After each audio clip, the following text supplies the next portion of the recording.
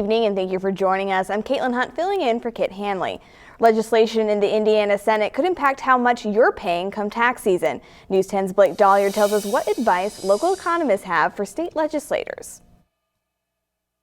Tax season can be overwhelming for Hoosiers, but a bill in the Indiana Senate could land you some more money when you sit down to file your taxes. But economists say this nearly 0.25% tax cut could be problematic. Dr. Robert Gill is an economics professor at Indiana State University. He says while oftentimes he supports lowering taxes, this nearly $1 billion cut could spell trouble. Indiana is normally required to give money back if it has a certain amount of extra tax revenue.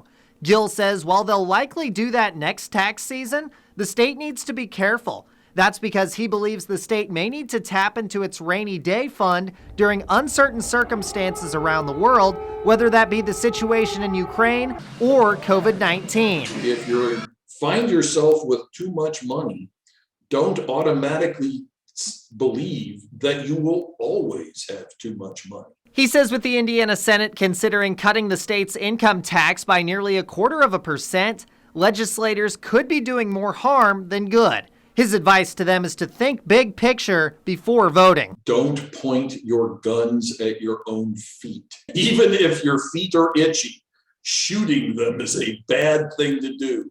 A permanent solution to a temporary problem is not a good idea. Gill says a tax cut like this that would last for 4 years would be putting the state in a bad position, despite growth in Indiana tax collections. His message to state leaders is to avoid the problems that could come with this bill. Don't tie your hands behind your back with a long-term tax cut. He says the tax cuts won't save a drastic amount of money either. For example, if you make $50,000 each year, you may only save around $120 come tax time.